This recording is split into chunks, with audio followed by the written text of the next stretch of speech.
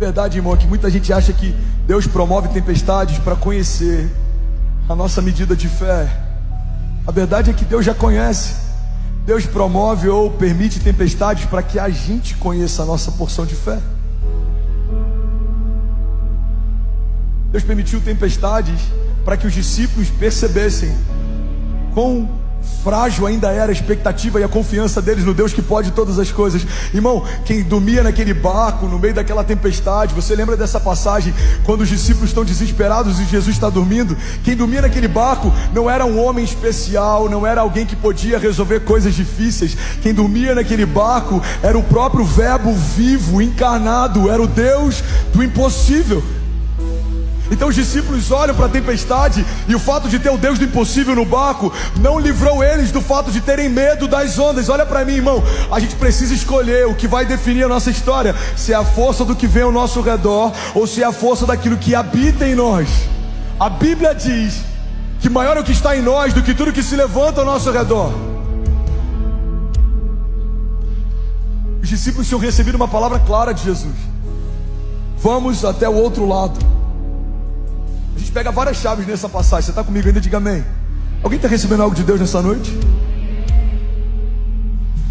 Primeira chave para que eles não tivessem medo é o fato de Jesus já ter determinado o destino. Jesus entrou no barco e falou para ele: vamos até o outro lado. Não tem dúvida se a gente vai chegar, se vai dar certo, se vai acontecer. Se Jesus disse até onde a gente vai, o nosso destino já foi traçado, irmão. Jesus disse vamos até lá, então a gente vai até lá. Jesus disse vai acontecer, então vai acontecer. Jesus disse vai se abrir, então a porta vai abrir. A verdade é que muitas vezes nós desconfiamos de promessas, porque nós confiamos em cenários. Se o cenário diz que não, a promessa está em jogo. Mas todo milagre que a gente conhece nasceu de um problema. O milagre de Lázaro, o cenário era morte, mas Jesus disse ele vai voltar a viver. E ainda aquele dia ele voltou a viver. A filha de Lázaro, para todo mundo ela estava morta, para Jesus apenas dormia. Por quê? Porque aquilo que parecia o ponto final na história dela, para Jesus era só uma vírgula. O sono daquela menina se tornou um milagre contado até hoje. Irmão, olha para mim, tem sonhos que parecem ter morrido para você, e eu vim profetizar que Jesus vai acordá-los. Eles não morreram, apenas dormiram. Desperta e resplandece. Sabe outra chave interessante naquela tempestade? É que os discípulos estão desesperados, com medo de morrer afogados, mesmo sabendo que o seu mestre precisaria ser colocado sobre um madeiro. Eu já falei sobre isso, mas pode ser novo para alguém aqui. Olha para mim, irmão. A Bíblia já profetizou a respeito da morte que Jesus teria muito antes de Jesus nascer. Isaías já falava a respeito do Messias.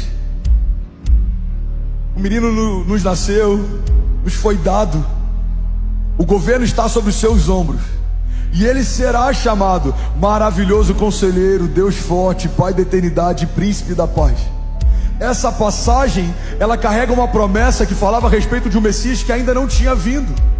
Em outros momentos da Bíblia a gente lê a Bíblia falando: maldito é todo aquele colocado sobre um madeiro. Irmão, olha para mim, quando Isaías declara: não viam nele beleza ou nenhuma formosura que nos atraísse, ele foi rejeitado, ele foi afligido. A Bíblia está falando sobre o que Jesus viveria antes dele viver.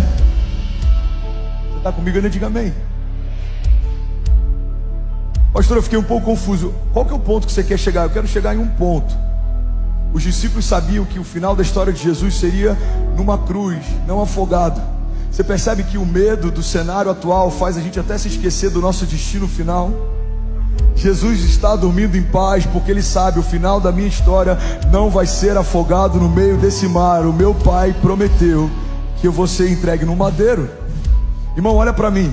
Quem conhece o seu destino final não fica ansioso durante a jornada. Eu sei o que Deus me mostrou, eu sei para onde eu estou indo, eu sei que as palavras dele não voltam vazias, eu sei que se ele prometeu vai se cumprir, se ele disse que faria vai acontecer. Está comigo ainda? Diga amém.